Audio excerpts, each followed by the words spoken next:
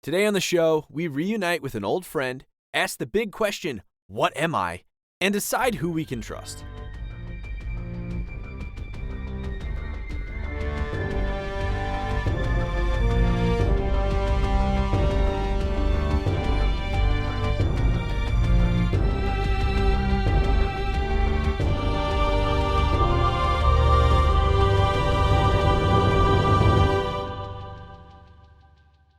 Welcome back to Lore Party's special coverage of the Halo television series. On this limited run of the Lore Party podcast, we'll be providing in-depth recaps of each episode of the new Paramount Plus series based on the timeless sci-fi shooter franchise.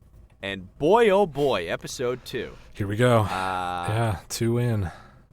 We just had a very very long discussion before we were recording this right before now. Our pre-show notes were it was more akin to a backroom brawl, but I think we've calmed down. I pulled the knife out of my side, and I think we're all right. We're icing up our bruises.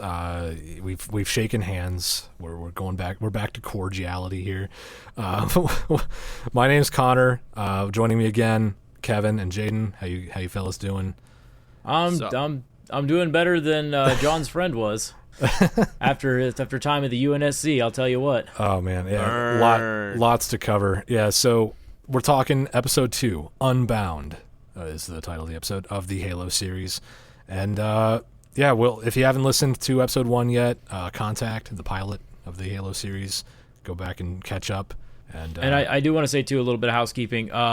If you're wondering why we're not releasing episodes like right as the new episode airs, there's a reason for that. We want to give people at least like a week or two to digest what they've seen before they watch it. So if it seems weird that we're a couple episodes like behind when we release our episodes, it's like, well, that's because we're doing it on purpose so that people don't get spoiled. Exactly. Because some people don't know to watch it on the right times because it's digital media. The way that you're like Netflix, is it released all at once or is it once a week like the show is? Right. So, and hopefully if you're watching alongside us, kind of recapping with us as we drop these reaction episodes, to let us know what you think. Before we get too deep into this, I want to put it out there. We'd love to hear from you, your thoughts on the show. If you think our takes are horrible and hyper toxic and garbage, or if you agree with us, let us know either way. You can hit us up. That was a dig towards me, audience. No, it Connor's was not. Takes I had. It was not. You can hit us up on Twitter at lore_party, or email us lorepartypodcast@gmail.com. Any Halo series thoughts you might have, let us hear them. I just want to hear everybody's hot take on this show because there's so much.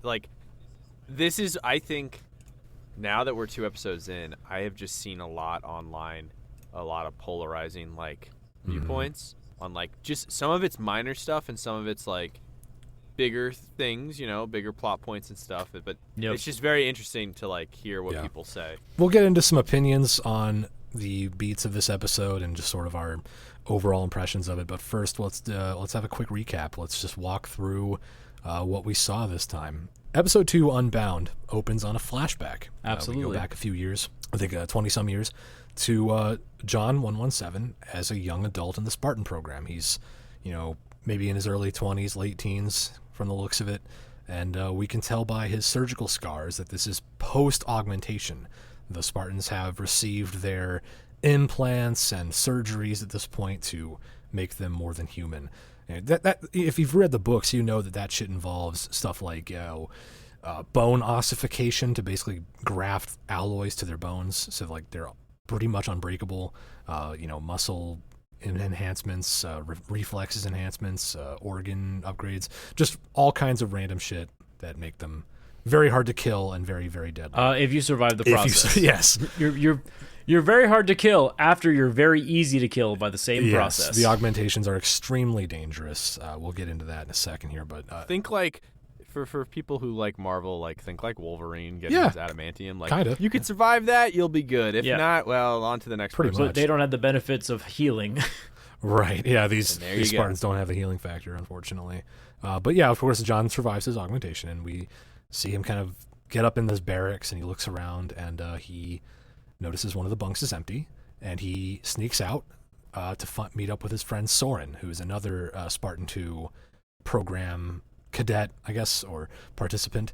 And Soren's also been augmented at this point, but Soren is attempting to escape Reach. He's trying to make a break for it and make a life for himself away from the UNSC.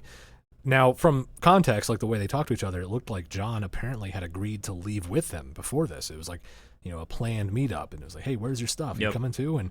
But John has changed his mind, and he even threatens to stop Soren with lethal force if he doesn't, abandon his plans to go AWOL. So it's this tense standoff. And we get a glimpse too. We get a glimpse of like the programming that they do with these big time, kids, these Spartans. He starts like spewing this like kind of a pre-programmed line from the UNSC, and Soren just kind of like finishes the sentence, and he's like, "Yeah, man, like I get it. That's bullshit. I know that too." Yeah, I've heard all the lines. You sound exactly like Halsey. Soren basically just points out, like, John, they took away your free will. Just look at yourself. And, Soren is kind of making the point, like, I'm still my own person. Like, I'm still a man of my own volition. I do what I want. And, they've taken that from you. And a lot of this episode, the theme of it is kind of the whole loss of humanity and loss of self. Freedom, self-determination. For Spartans. Yeah. And specifically for John. And so, John actually it seems like maybe he makes a decision based on this. He exercises a little bit of free will himself, and he decides not to immediately alert the rest of the base that Soren's escaping. He gives his old friend a 5-minute head start. I will say, Soren immediately earned like love in my heart when John's just like, "You've got 5 minutes before I alert the entire base to your escape," and he's like, "Give me 10." And John says, like, "No, nope." You get 5. Fine, I'll take 5. I was like, that's kind of funny, actually. Yeah. So it's guy goes from having a gun to his face to be like, "Hey, can I? That's not fair. Come on." The balls. Double. Can you double it? Yeah, double or nothing. Shut up. All right, fine. But yeah, so Soren does escape, and we kind of come back forward into the present where John is flying in his Condor through slip space, which is we kind of get our first on-screen representation of a Halo spacecraft flying through slip space, which is pretty interesting. Yep. And I'll just point out really quickly in the lore, I don't think the Condor is I think the Condor is a new vessel kind of created for the show. It looks a lot like a Pelican though. It's based on the Pelican. It's a beefed up Super Pelican, designed specifically for Spartan deployments. It's basically able to travel through slip space, hold the massive weight of a group of Spartans in its back compartment, along with a complement of Marines. Interesting. Apparently, it's flown by them as well. We don't have a pilot in there to help them. Yeah, it's just John flying himself. Yeah. It's just John flying himself. I mean, like in other games, we had people who would fly us, like Echo. Right. Foehammer. Yeah, all those. Yep. All those legends. Rest in peace, Foehammer. Rip to a real one for sure. But no, yeah, we come back to John and Quan. They're on the Condor, and they're flying to a place called the Rubble. Very, very fascinating kind of hidden asteroid city out beyond the reaches of the UNSC, where Soren apparently lives now. So, they show up, and the Rubble is obviously a big insurrectionist hideout. Like, people there, it's kind of like Madrigal. The people there aren't very UNSC friendly, and so when John shows up in his full, Spartan armor, it's a cold reception. Even when Soren shows up, and there's some bad blood there. Again, we do need to talk about that scene because John, he strolls off the ship. He puts his armor on, and he just sees all these soldiers are pulling the guns on him, but they don't shoot him for some reason. They decide they're going to use the Spartan's greatest weapon, a forklift. Well, they probably park a. Well, so that scene was so weird because like the whole time I was thinking about it, because you know how in the first episode they say like one Spartan's worth like 100 Marines essentially. So like them shooting at him is kind of futile, and then they drive. They drive a forklift in front of him, and they look so so goddamn proud. So they're like, haha, he cannot defeat our impenetrable barrier. Yeah. And then he's just like, hey, this is in my way, and then just like moves it real quick. I'm guessing what's happening there is like, let's just slow him down until the boss shows up. He'll know what to do, and also like laughing like, oh, we trapped him. But yeah, they might not know how strong Spartans are. They might just know that like shooting him would do no good. So maybe they are legitimately surprised. Oh shit, he can just push a forklift around if he wants. So yeah, that was kind of interesting. The pacing of that scene was just so weird. It was a little odd. I mean, he's only like 7 feet something. Yeah. Like he's obviously. I mean, he's a beefy boy. Yeah. I did like the way he carried himself. Like just so like he wasn't bothered at all. Like I'm just gonna move this for you. It's in my way. Like, oh hey guys, you left us here. Sorry. But yeah, right after that, we Soren shows up, and we also meet his family, his wife and kid that he's raised here on the rubble, and it's kind of a tense reunion. Soren and John, seem not unhappy to see each other. It is like there's this reunion there, but obviously it's a lot of time has passed, some water, maybe not all the way under the bridge there. But meanwhile, we cut back to Silver Team. They've been dispatched in a UNSC frigate to track John down and return him to Reach. So they're hot on his trail. Yep. And also, meanwhile, we kind of go back to Reach for a minute. There's this high command meeting at the base on Reach where Dr. Halsey, classic Dr. Halsey move here, kind of deftly outmaneuvers Admiral Parangosky. We met her last time too, who is Halsey's superior. Basically, so Lord Hood is there. We know Lord Hood from the games, which is cool. I was so excited when I saw Lord Hood. I was like, oh my god, he looks great. He looks like Lord Hood from the games too. That was good casting. Yeah, very good casting there. Which, because not a lot of the characters look like their characters from the games, which is fine. Not all of them, yeah. It's just like, oh wow, they nailed him. Yeah. I mean, he's no Ron Perlman. There's no replacement. Oh, no, Perlman, gosh, no. But no, so yeah, we get Lord Hood there, who, and by his title might imply Lord. He's like the High Admiral. He's the big cheese on Reach of UNSC High Command. And so Halsey basically like goes over Parangosky's head and tells Lord Hood directly, "Oh, the Cortana project might be just what we need to, boost Spartan capabilities, make sure John doesn't kind of go off mission again." Like, she just sells Lord Hood on this Cortana thing, which, if you remember from last episode, Parangosky had warned Halsey. She hated it. Yeah, you better drop this shit. Don't pursue it any further. I'm warning you. And so, it's kind of like she sells everyone at the meeting except Parangosky on this next generation AI project. And it works. Hood gives his blessing, and Parangosky is not happy at all, or if looks could kill. I thought it was really funny when she first talks to him, it's one-on-one, and then they go into the meeting, and then she brings it up. Because they're trying to figure out what to do with Chief at the meeting. They're like, well, what do we do? And then they're talking about how he's an asset and all this other stuff, and they're trying to figure out everything. But what's really funny to me is when she has the one-on-one meeting with him first before the big meeting, they're like on this area of like the a balcony building that's just like, I could just push you and you just go right away. There's like no railing, no. I'm like, where are you walking? What is this? Safety standards do not exist in the UNSC. It was ridiculous. OSHA has not survived into the future. They work on the honor system. I trust you not to push me off this balcony. Yeah. But that's what separates us from those insurgents. They push each other. Exactly. Yeah, pretty much. But back on the rubble, we notice that John is surprised that Soren had a kid. He sees like a child running around, and he looks at Soren like, I didn't know that was possible. How did you have a child? He thought it was, he thought that the treatments the Spartans received, treatments with air quotes there, made it impossible to reproduce. And Soren just kind of laughs at him. Like he thinks John's being naive. Like, I can't believe you fell for that.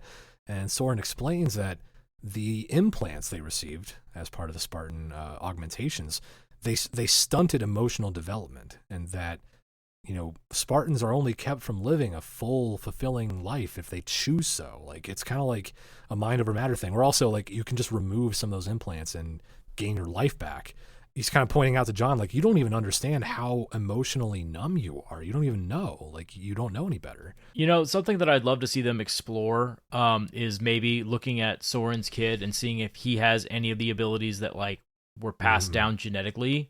I'd love to see, like, because I'll be honest, that's 100% why Halsey didn't, because Halsey could have made them all sterile, but I 100% believe she was like, ooh, this could be an experiment, like, in 40 years, when I'm clearly still here and in power, because she's such a fucking vain person. She believes she'll live forever. Yeah, I can see that too. She does see Spartans as the next step in human evolution, so I wouldn't put that past her to think, like... Yeah, so I could see her being like, ooh, what would happen if I made them have sex? I think in the established lore, it's kind of like they're not... Spartans aren't sterile necessarily. It's just that they have no sex drive from their augmentations. Like, their libido's gone, basically. I mean, it's even worse than that. Apparently, there are excerpts that says that the suit actually helps them feel relief. Oh no! If you know what I mean. I didn't even know Well, we that. do. Yeah. Here's the thing. We learn, it gets mentioned multiple times that they have like this and multiple times, not just in this scene, but in multiple scenes, even in Reach and stuff like that, how they have, the parts of their suit and everything tells them, their brain essentially to shut off. Like they can't taste food, they can't, feel specific emotions. Kind of it clouds their brain, I guess you could say. And also turns off some nerve receptors. The way John explains it, he says that he tries to rationalize it or explain that it's a good thing by saying, "Oh, it's just I don't have distractions. Like all the things that would distract me from just surviving, accomplishing my mission, killing the enemy, all those things are switched off. They just don't contribute to my main purpose. They're distractions." But Soren is kind of like making him confront, like that's what's been taken away from you. You're missing those things. And I'm not. That's kind of like their dichotomy. And Soren also comments on how when they're leaving his house, when they're going to go to bed and then they're going to be leaving the house, like John, the way he acts is still very kind of robotic. Yes, and that's stiff. one of the reasons why they can act like that is because they don't have the same types of emotions at the moment. Like they're literally, their emotions are like inhibited by this thing. And so even the way his candor, the way he talks, everything is kind of robotic, and it doesn't necessarily feel human. Right. So that kind of brings it back to when, the rebels in the first episode and stuff, they don't even know that the Spartans are human. They don't even really believe it because the way they fight and the way they act is literal robotic. Yeah. And while that's happening, while Soren and John are kind of having this back and forth and, they're confronting these things, Kwan is watching in horror as a new governor on Madrigal named Vinsher. He's basically the pro-UNSC puppet that UNSC installed after Kwan's father was killed. And he's just tightening this brutal grip over the planet. And he's kind of doing dictator shit and shooting people in the face, just executing dissidents and all that. So Kwan is obviously very disturbed watching this happen to her home world. So that's kind of a B plot. I'm sure we'll visit later on. Also, we learn that he is aligned with the UNSC now. And so everything that her father really wanted to do, he's been against it the entire time. And he's been manipulating the whole planet too, which is like, you realize that if anything, he could be like kind of like a UNSC plant later down the line. I mean, you can see that kind of how distrusting of the UNSC even more that Kwan will be. And so like that obviously builds up conflict and all that jazz for the story. But like you can just see that hatred continuously build up because when she's watching this, Soren's wife is talking to her. And she says, "What do you want? You want revenge?" And she says, "No, I want justice." And she goes, "There's a fine line between justice and revenge. And sometimes it's just a cloudy mix kind of essentially." And so then you realize that this is a lot more than just justice.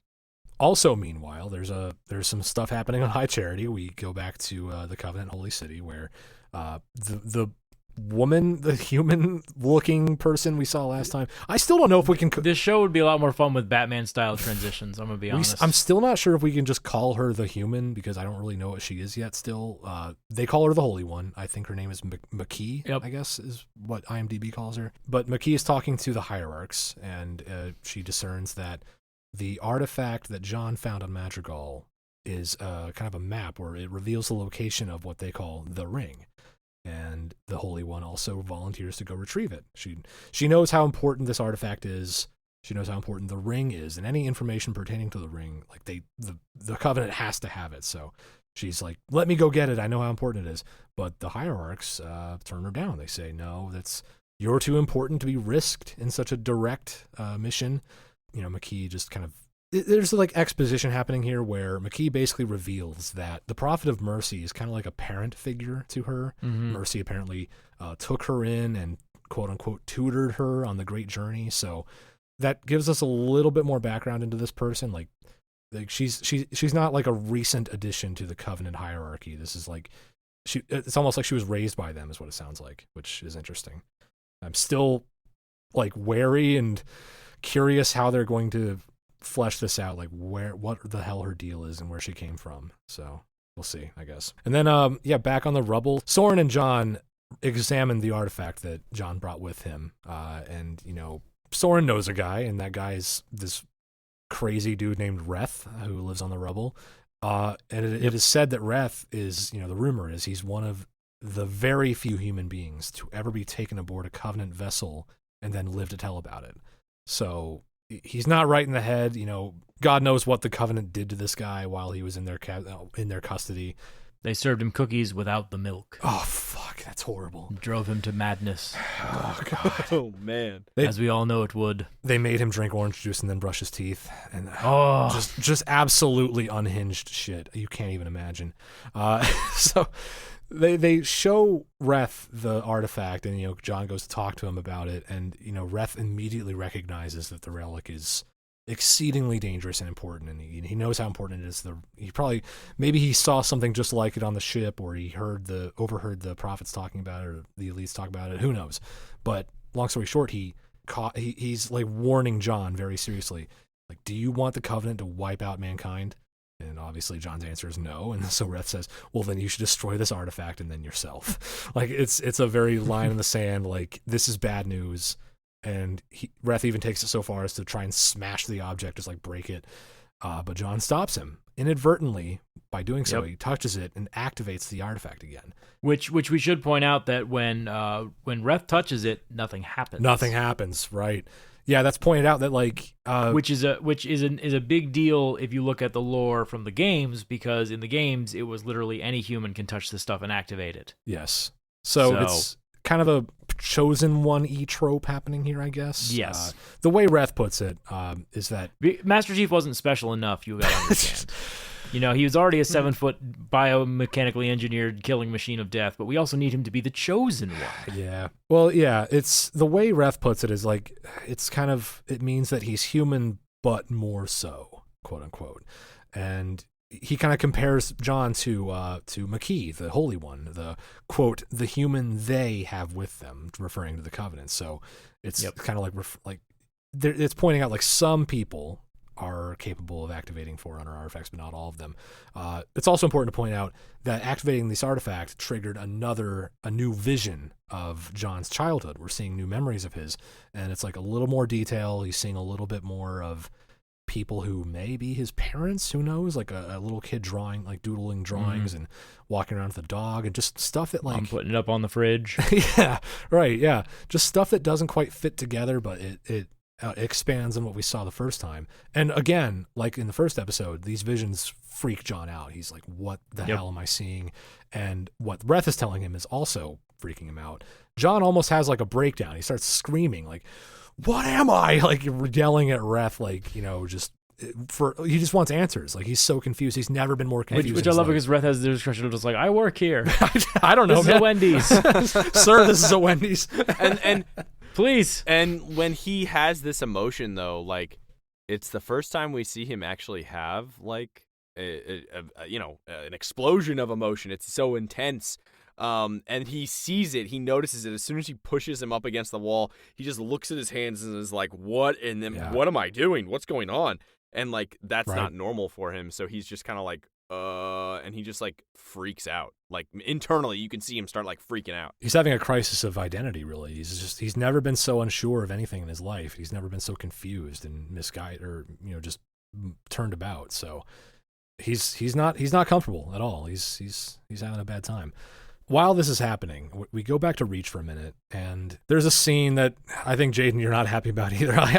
So there's this scene where it's just Miranda Keyes, who's, like we discovered last time, she's a military researcher, basically, back on Reach, and she just complains to Parangoski, like, I can't believe that you're going to give the artifact to Dr. Halsey when we retrieve it from John, because...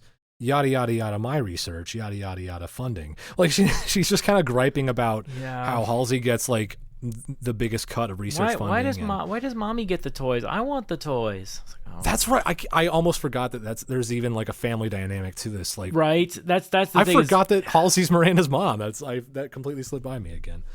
Yeah, it's like she's just like, my research is so valuable. I did this and that, and it's just a lot of griping up the chain to Parangoski, her boss, and Parangoski has no time for it, no patience for it at all. Just shuts her down and tells her to deal with it. Basically, just leave me alone. Yep. Like, stop whining and go back to work. I've had enough manipulation for one day. That's what she says. Yes. Yeah. Yeah. It's yeah. We'll get into that later. I'll have thoughts on that later. I have a little joke where I'm like, we're gonna have a countdown meter before Captain Keyes does something badass or Sergeant Johnson actually shows up, because right now I'm getting short on patience for both of those characters. Yeah, we need a bailout soon. Oh my god. But like, it's close to the end of the episode. We kind of come down to the climax of episode 2 here is that, after his encounter with Reth and also having this crisis of identity, John sort of decides, he's out of options. He doesn't know where to go. He's sort of makes the hard decision to go back to Reach because he doesn't know who else to trust, and he knows that this artifact he has that has shown him such disturbing sights that have, freaked him out so thoroughly. This artifact, also Reth pointed out that this artifact is important to the Covenant and that it has something to do with what they call the Ring. And so John just knows, like, we have to get answers from this thing, and, that can only happen back home at Reach. So he flies back, but he convinces Soren to keep Quan safe on the rubble, which is good. So she's out of danger. We don't have to worry about the UNSC assassinating her anytime immediately soon, at least. And also Soren kind of comments on the fact that he's going back. Yeah. Master Chief's just like, hey, I need the Spartans. Like, I have to go. And Soren's like, oh, yeah, what do? You go back to Mom. Yes. Essentially, Halsey's their mom. Right. So he's just like, yeah, you're just going to go back to Mom because you can't figure it out, yeah? And obviously that kind of bothers him because as soon as he has his little Batman temper tantrum, he's acting a little bit differently. Yeah. Only for while he's there, only while he's on this weird asteroid ship thing, and he's moving quickly, and he's kind of like arguing, and he even yells at Soren when he's like, Soren, he's like, you shouldn't have left, and just yells at him and just turns around and starts walking, and then Soren's like, well, you should have stayed, and he's just like, what the hell is going on? Like, Soren is like, what the hell? Like, it's different for him. Yeah, Chief is tilted now. We haven't really seen him tilted before, and he's like kind of losing his cool and acting with more emotion than we saw earlier in this episode for sure, and definitely in the last episode too. Yeah, he's changed a bit. There's something going on with him. He goes back to Reach to try and sort it out. He's hoping that by meeting with Halsey and getting making some sense out of this stuff, he might get back on track. He's sitting in this room later on when he gets back to Reach. It's like a cell, basically. They're kind of holding him in detention for now. Halsey comes to visit him, and he mentions these visions he's been seeing, which, like, I'll point out, I think this is a key moment, that as soon as he mentions these visions, Halsey becomes very visibly nervous. Like, her expression just darkens and falls. Like, as soon as he says visions, she's like, oh shit. Like, there's an oh shit expression on her face. I think she knows that these are memories. You can understand why. She's, sure, yeah. Standing face to face with a 7'2" killing machine that she created by stealing him from his parents. Right. Right. He might be a little upset if he hears that his childhood was stolen from him. Right. From the books and the established lore, we know that that's part of his backstory. The show hasn't explained that explicitly yet, but I think the context clues from Halsey's reaction, yes, shed light on that. I think you're right, Jaden. I think that will reveal that she's hiding something very dark about his origins and the origins of the entire Spartan program here on the series, because I think she knows these are memories, like by her reaction. She immediately changes the subject. She's like, oh, let's not talk about that. Like, yep. Visions? What visions? What are you talking about? You're crazy. So, yeah. She kind of like sort of redirects John to... She's like, visions? What visions? I have those all the time. I envisioned I was a good mother once. Let's talk about Cortana. It was scary. She kind of sort of redirects to the artifact and what information it might reveal about, the Covenant, their intentions, and also she's encouraged by this new sort of sanction from above, like, Lord Hood's permission to pursue the Cortana project, and she's she ends the episode on like this high note of like, oh, this is a new beginning. John's back. Cortana can happen now. I have like, permission, funding, all that stuff. We have the artifact. This is a new beginning. So we'll see where that leads us in episode 3. And on that note, we're going to take a quick break, but we'll be right back after this.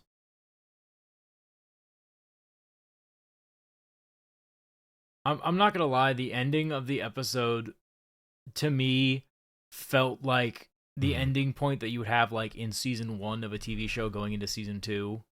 They were like this big, the big music, the big moment, and then I'm just like, no, we only had an episode, guys. You haven't earned this yet. Come on. Yeah. I just have some scattered impressions and things I'll like kind of weigh in on. The things I liked about this episode, things I didn't. I will give points to just the rubble. I think it was really, really cool to see the rubble on screen because I actually wanted to mention that because the rubble is very similar to in the books. The Kig-Yar would build asteroid bases. Yeah. The Jackals would build asteroid bases that were it looked exactly like that in my head, what they were. And I was like, that's pretty cool. Yeah. The visual on that, I will not deny, looked very cool. Yeah. I liked that. It was visually impressive, and I just liked kind of that bringing to life something from the books. The rubble is mentioned in the books as like a insurrectionist hideout that like that's actually human rebels making a deal with the Jackals, like the Covenant race, to have a hideout that they kind of have together. So obviously there were no Jackals on this version of the rubble on the show, but it was still pretty cool. Like, there's a distinct lack of other aliens on the show, and it kind of makes me sad. We haven't seen anything other than love to see some grunts. Yeah, just me, I love grunts. You and your grunts. Yeah, I hope we do see grunts soon. It's only been elites so far, and the prophets, I guess. But yeah, I thought the rubble was cool. It gave me kind of the Expanse vibes, but there was like some Halo flair there to set it apart. So I don't know. I just liked that setting. It was a cool place to go for the second episode. I also really thought just the way they adapted Soren from the books was neat, because I think he appears in like either a comic or like a short story or like one of the written materials where Soren 066 is his Spartan designation in the books. Originally in the established lore, he was a washout, which he wasn't quite a washout here. But for context, a washout in the lore is a Spartan who went through the augmentation process, but either died in the process or had severe like injuries and deformations and were basically crippled and mangled by the augmentations. And in the book, Soren's muscles were just fucked up royally by the surgeries, and one of his hands was kind of malformed into a pincer-like appendage, which is cool because in the show, even though he wasn't a washout technically, he was still a member he was still like active duty, but before he went AWOL, the surgeries, it seemed like the augmentations made his arm kind of like he either lost it and it was replaced with like it. I'm just like speculating, but it looked like it was like a cloned limb that they replaced his arm with. And it had like it kind of looked like the Terminator when like the Terminator like rips open his hand to show the end the skeleton. That's kind of what it looked like to me, right. And then it looked like it just never healed. Right. So yeah, that was an interesting translation from the book. A nod to the established material, which is nice. And also in the book, Soren eventually tried to defect to the insurgents. Kind of. So yeah, it's a pretty interesting adaptation. I like that. I liked the boardroom scene. It was a very classic Halsey move to just go over Parangoski's head like that. Like that's definitely what Halsey would do, and I like the tension there. This show is really making me hate Halsey, and so I think they're doing a really good job with that. So right. I hate her so much. She's manipulative. She's terrible. Yeah. She's done gross and unethical things. But you know what? They got that down right. Yeah, that's consistent. Halsey sucks in the books and games. She's kind of a hard to like character. She's not as aloof as she is in the games, I've noticed. Yeah. There's a lot. There's less outright arrogance from her, which is a new take. Not saying it's a bad take, but I'm just like interesting. I agree. I expected her to be more arrogant in the show. Yeah, there's less to like you can't do this to me. Like there was just more of her being like, but Admiral, please, can't you reconsider? I will say I really like that she's more manipulative behind the scenes. Yeah, less direct. I think that they've expressed that she has acted like that before, and right now I think we're just seeing how I think she realizes that this situation is really important, like with the artifact and all that stuff, and so especially with Chief. So I think she's trying to. It seems as if she's trying to really make sure she wins this one, and so she's doing everything she can, like in the shadows first. Yeah, she's being subtle and savvy on the show here, which is interesting. Yeah, interesting take. Other stray thoughts. We have a really quick scene on Madrigal. We talked about Governor Vinsher, played by a character actor I'm really a big fan of. Like when he shows up, his name's Bern Gorman, and he's awesome. He's so good. I was so upset. I was like, why are we not focusing in the story on him? Because he's so much more interesting than what they've done with the Covenant. I want characters. more of him. I hate that. I'm sure we'll get more of him, or at least I hope we do. But the thing is, like, he had a short scene here, but he made the most of it. He really capitalized on his screen time as Vinsher. I was more scared of him than I was the Covenant. Yeah. I mean, this dude's just standing in the middle of a desert shooting people in the face. Yeah, he's very fun to watch as a twisted villain type. He does that kind of character very well. You might know Bern Gorman from, he was in The Dark Knight Rises. He was in Pacific Rim. He was on The Man in the High Castle. All kinds of. He shows up, and he's really interesting when he shows up. He's just been in everything. Honestly, yeah, he's one of those character actors that he's like Richard Kind, but terrifying. I'll get into a couple of things I didn't like. I'll just point out that I still feel like Miranda is a pretty bland character so far from these two episodes. Like, both Miranda and Captain Keyes feel out of place to me. Like, they're not outright bad characters. They fit fine for a TV show, but there's so much in the established lore that could have inspired these TV characters more, and like it feels like it's wasted potential, I guess. It kind of feels like to me like the showrunners knew they needed to include the two Keyes characters, but weren't sure what to do with them. That's the vibe I'm getting. Same. I 100% agree with that fact. I mean, the fact that Keyes was in that boardroom meeting and said like 3 lines. Yeah. And it's like, why are you here? This is a meeting of high admirals and staff. You're a captain. I mean, yeah, it's whatever. It's just kind of like, it's like he's just there to fill space a little bit. He's there to relay literally the first episode. He was only there to tell the audience that Halsey is her mother.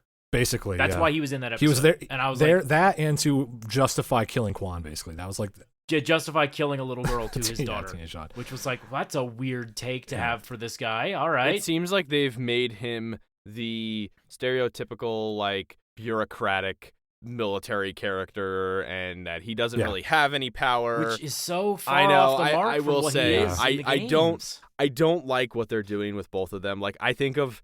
Again, this is not the same thing as the games and the books and stuff, but like whenever I hear these characters, I cannot help but think about like the Halo 2 cutscene in the beginning. Like when the Arbiter's getting like his shit rocked and he's becoming the Arbiter. Like I just think of like the back and forth between, the UNSC and then that. Like I just keep thinking of that scene a lot, and it's like it's just I don't know. No, like in the same vein of that, like when I think of Miranda Keyes, I literally think of her flying a fucking pelican into the High Charity, or not High Charity, Citadel, the building on the Ark, and just slamming into all those elites, just getting out, killing them with a shotgun, just going, Johnson, sound off. I was like, hard. It's very hard to visually see these characters as they are right now doing acts like that, and again. Yeah, like again, like shit. This is supposed to be different, but also these guys would feel out of place in a battlefield situation, and that's a shame because their characters are bred for battle. And again, if you think about it, Reach is still there, so if they're going to take the timeline and say yes, we'll have the fall of Reach, like if they're gonna do that, obviously this takes place way before that, and maybe they'll eventually become the grizzled war veterans that they are. We'll find out. That would be really cool character development. But to counterpoint to that though, Keyes should already be that. I agree. He's been in command of ships since he was like a lieutenant. Well, in the show he hasn't. That's we really have to have to keep in mind this is different. I'm just saying. Well, but I think we can all agree that like they are not. Captain Keyes and Miranda Keyes are not starting at the same place that they would be from the games lore in the show. Like, they're starting at a different place. It would be really, really cool if they develop into the badasses that we know and love from the established lore. But what we're getting right now is basically just like B-plot stand-ins to just move things along and not really. Yep. I will counterpoint with this, Connor. Like, it's that classic Ship of Theseus thing where it's like, how far do we have to go for these characters to not be the characters that we know? how much do you remove from these characters before they're totally different creatures? That's what I'm saying. It's like they have the names of characters we know, but they aren't acting like the characters we know. So there's a disconnect. And like again, it's an adaptation. So make a new character. That's my issue. Honestly, yeah, they could have just made new characters to do this to be like these if they had like Captain Keyes was in season 2, and then like Miranda was in season 3. Yeah, that would like, oh, okay, that would have made sense. This is great. That would have made sense. I felt because like they had to get that name recognition. Yeah. And again, they fucked up by not putting the one character that makes sense to be in an active war zone. Johnson. Just have Johnson. That's the thing. Man. There's not much fighting happening now, so like it would be a huge waste of having Johnson around. So like maybe they're waiting until shit really kicks off and like bodies start dropping for Johnson to show up. I hope so. I have hopes, but like I'm not. I have Johnson watch right now. On Johnson watch. 2 episodes in, no Johnson. I'm on Johnson watch. It's my favorite character. One last thing on Keyes is just we've beaten this into the ground of like Keyes' whole deal and why is he there. I found it annoying that during that meeting he contradicted himself.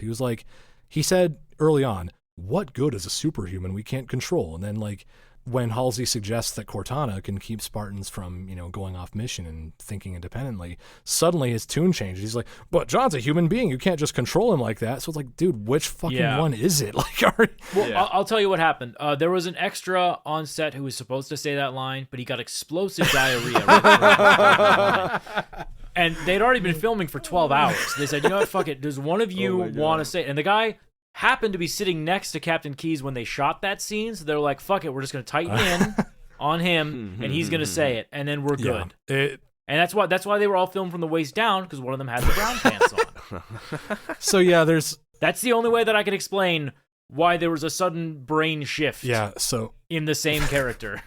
That's as good an explanation as any. I don't know. There's inconsistency there that sort of bugged me, but oh well. It's kind of minor. I really, really get what they're doing with the whole finding your humanity again, like with Chief and stuff. Yeah, I like it. I like that. I really get it.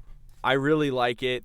I think the whole thing with when the more he touches that artifact, the longer it like basically gets rid of these inhibitors that are making him not human, Mm-hmm. And because by the time he gets back to the UNSC, by the time he gets back to Reach, he's kind of more robotic again. And I mean, throughout the episode, we see he said, in the beginning, Kwan's like, "Why didn't you kill me?" He goes, "Would you want to kill a kid?" And she's like, "No." And he goes, "Why?" And she says, "Because it's wrong." He goes, "And that's what I was thinking." And then he kind of like continuously shows little bits of a humanity aspect that are like poking out. And I really think for the first episode, for him to take that helmet off is when that's the journey, like that's the start for him. And I love that. Like I'm really gonna say it. I was very over the fence. I know I said in the last episode I was really over the fence with him taking his helmet off, man. But for the story, if you look at it in this lens, it makes perfect sense. Now, granted, he's walking around, I agree. the whole episode, he's walking around the whole episode in the rubble without a helmet on. And he was out of his armor. Everybody was just pointing guns at you. The fuck are you doing? Leave your helmet on for safety reasons. He was out of his armor aspect, a lot, no. It really did not fit the story for me whatsoever when he did that, but they needed to make him seem relaxed. That's why. I think that's kind of the whole thing. But also, I thought he couldn't take the armor off without like the cradle thing. Yeah, I thought like you needed machinery to do that for you. Like that was the whole Crazy. like. Yeah, that's the what case, I thought. Why the hell did they? Yeah, like. I don't know. I mean, maybe they have one. Who knows? Maybe he built one. But Storm that built makes one. I don't know. But I would have loved to have seen that. I would love to have seen like a shitty version of the de-armor. Yeah. It just. I get it. I understand the whole. He trusted the terrorists in air quotes. I know. Yeah. Quickly, I think. I like though that throughout the episode they kind of show bits and pieces of him like awakening, if you will. I think the Batman part where he has an explosive emotion and is just literally like, "What am I? Who am I?" Like what? I was like, bro, chill. But I get why it was such an explosive emotion because he hasn't had emotions in a long time. Think Anakin Skywalker. Somebody been told you can't have emotions, and now he has them, and they're all doesn't over know how the to place. regulate them. Yeah. So like I get that. Like imagine not having emotions for such a long time. and then having them, you have no idea how to socially act. Like, this guy has no social cues or skills or anything, and very, very minimal. And in military fashion, he's told what to do. He doesn't really have a say, and so I think that him expressing himself for the first time, it was jarring. Like, it really was. He was terrified of himself because he didn't know what he was doing, and you could see him progressively throughout that interaction. In that scene, he gets more and more agitated, and like, even when he walks in the room, he's kind of being a dick. Like, not like a military robotic guy. He's just being kind of a prick. And they're like, "Do you kill Covenant?" And he's just like, "Yeah." Like, duh. Like, what's wrong with you? Aren't you an idiot? Like, he's just kind of being a jerk. And then Soren just like kind of calls him out on that shit. And one thing that really stood out to me that obviously was supposed to, is when he meets Soren's son, and Soren's kid like gives him that little smiley face stamp, and that's kind of like it's a representation of his innocence as a child coming out. And so obviously he's like, "What does this mean?" And he's being stupid, and like Soren explains it to him. That's like, this is him trying to say, like, you fight for him and everybody, and like, he trusts you and all blah, blah, blah. And so he leans down, he's like, "Thank you, I accept." And and then Soren makes fun of him and is like, "Bro, what the fuck? Like, talk to him like a normal person." And I liked the fact that when he gets to the end of the episode, he's talking to Halsey, and he just looks at his hand, and she's like, "Why did you do this?" And he just kind of like, in his brain, he's like, I realize I'm fighting for more than just me and more than just the UNSC. Like, first off, I'm fighting more than just the UNNC, but I'm also fighting for myself and more for myself and other people. And he's kind of like thinking like crazy. And then it pans because she takes his other hand off of that hand, and she's like kind of tearing up, but like, I think she's just stupid excited. But she grabs his hand and like diverts his attention away from that like thought process toward her, and then back to like the UNSC and the Spartan program, like brain standard. She's just really horny for the science she's about to do. Pretty much. But like, I just think that the whole way they've been doing this, I will say I like this episode more than the first episode. I think because of that, because I think they used, I'm getting into my film brain here, I think they used cinematography really well to showcase this. I think his act, dude, he's fucking great. I think he's a great actor, and I think he's doing a good job for what he's been given. I think he's doing a great job. So sorry for the rant, but I'm liking Pablo Schreiber. No, I agree a lot. I've always liked him, and I think he's kicking fucking ass. No, I agree. That's one of the things I like about this episode too. Like, we get more nuance from him. He's really exploring the dichotomy of how he is most of the time, where Pablo Schreiber is portraying John as this just stiff, blank, robotic character, and like he on screen he carries himself exactly like I would imagine an emotionally stunted slab of granite like Master Chief would act. So like, but he also kind of contrasts that with like you mentioned, Kevin, the outburst later. Like he's having emotions for like the first time in forever, and so yeah, I think he's really leaning into the contrast of how he normally is, which is dead inside basically, and these new waves of emotion that he doesn't know what to do with. I like how he's handling that. I think his performance is very impressive so far. That's one of the things I like.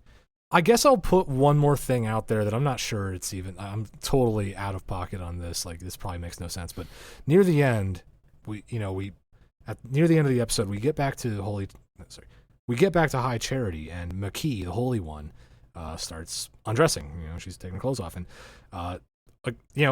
human woman, just naked. Like, I'm just saying that so like she doesn't take her dress off and has tentacles or scales or anything. Like, we confirm she's just a normal human person, and like has scar tissue on her back, that the camera seems to close in on, to make a note of. And I'm just thinking to myself, that's going to be significant later. And the only thing I could really connect that to is at the very beginning of the episode, where the camera focuses on John's augmentation scars. And I know I'm making a leap here, but I just can't help but wonder, am I crazy to think that those might be connected? Like, her scars on her back and the scars on John's back, kind of bookending the episode a little bit. I'm just, it's just something I noticed. I'm not sure what to make of that yet, but it's something I noticed. So here's the part that this actually caused a lot of controversy in our pre-production. These were fighting words. Oh boy, here we go. I have to say it because I hate it. I have seen some theories online as to what her scarring is, and I hope to God, I need to say this because Connor got really mad at me because he thought I believed it. I hope to God these are not true, but I have seen rumors online saying that those scars are very similar to the ones that the Arbiter received in Halo 2 after he had his penance. And so there are rumors and theories that she might be the Arbiter for this TV series. Now hold on. Before anybody says anything, before you guys start going at it again, Jaden is feeling that this is more likely to occur, where Connor does not think it would occur. So don't do that. Don't put words in my mouth. I'm saying that I have seen these theories, and I do not like them. I do not support them, but I do see how they are plausible. Exactly. You would not be surprised if it happened, whereas Connor would be... Yes, that does not mean that I like them. Do not put that on me. Do not put that evil on me. We hate this theory equally. We equally think it's dumb. I'm just of the opinion that the writers of this show are not that tone deaf and ignorant. There's no way. And I am of the opinion that Hollywood is absolutely dumb enough to do this theory. And I'm taking it a step further. If this theory is to be believed, what's to stop them from doing a love triangle between this woman, Chief, and Cortana? Because they've been up on the family drama way more than I expected for Halo already. So I could see that being a thing. And man, do I hope that I am wrong, because that is a terrible, terrible thing to happen on a show like this.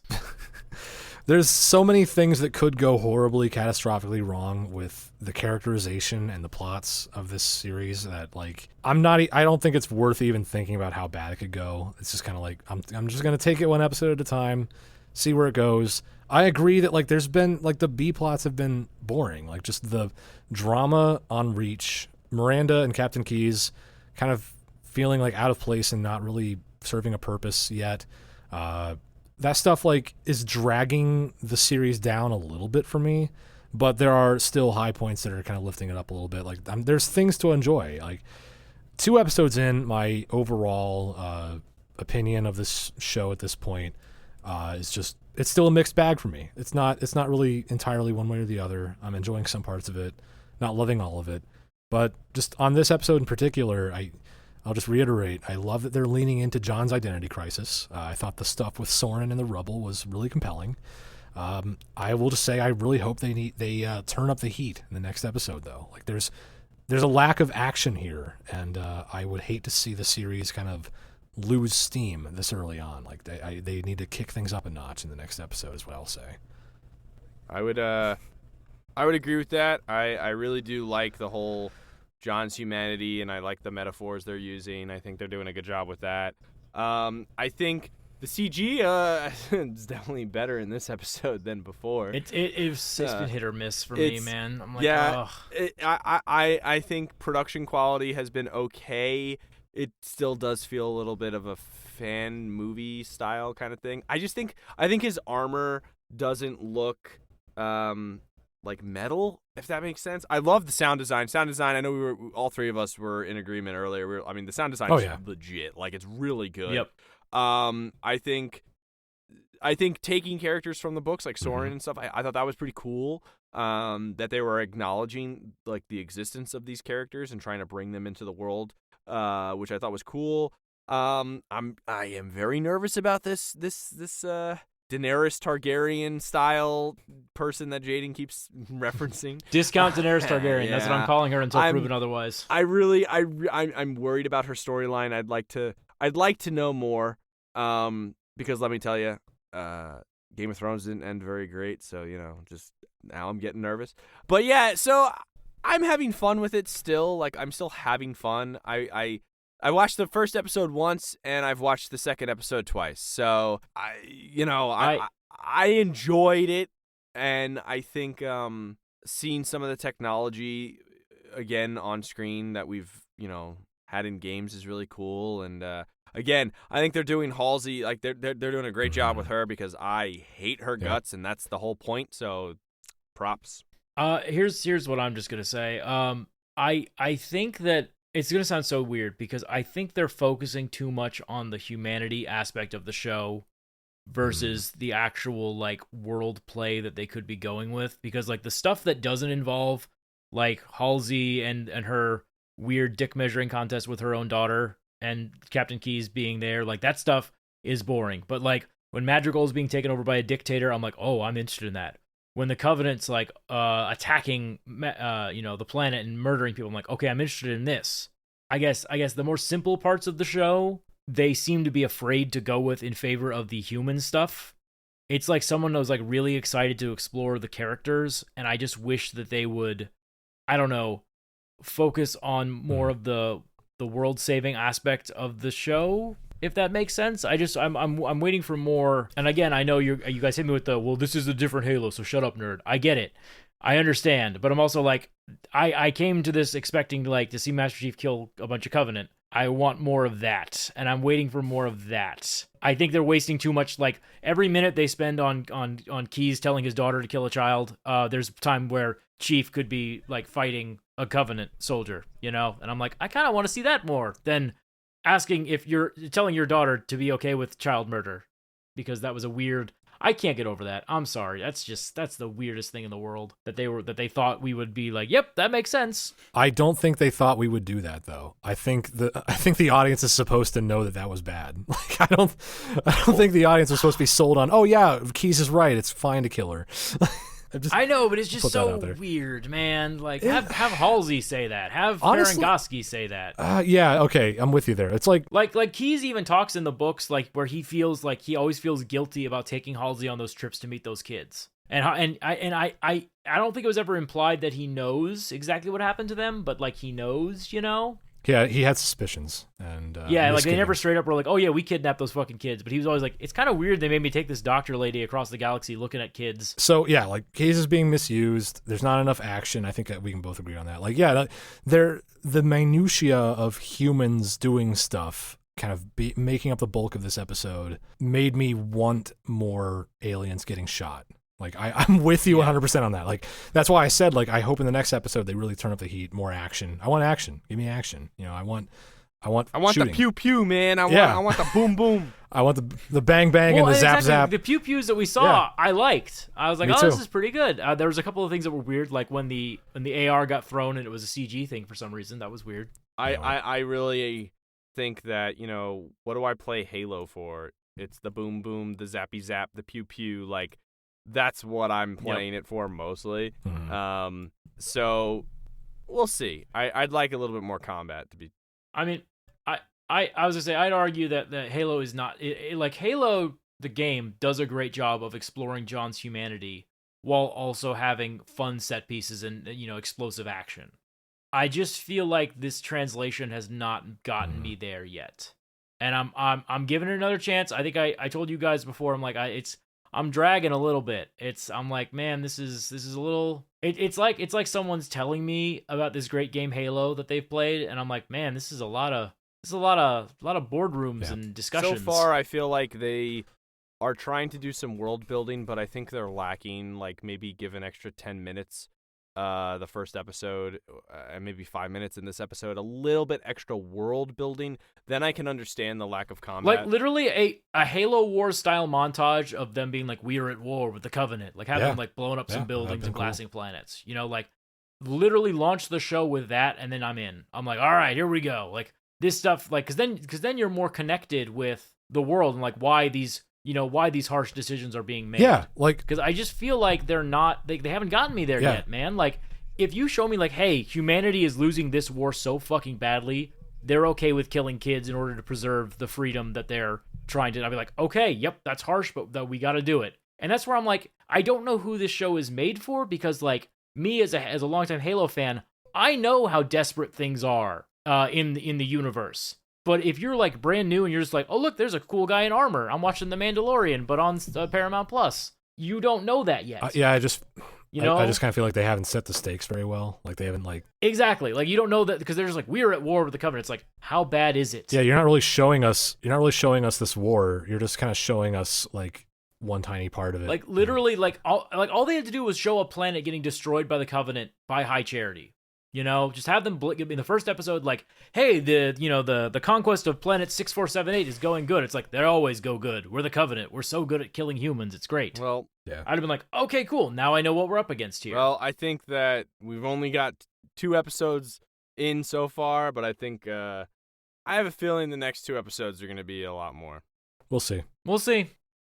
Well, that about wraps it up. We hope you guys enjoyed this episode, and if you did, please take a second to rate and review us on Apple Podcasts. It really helps us grow the show.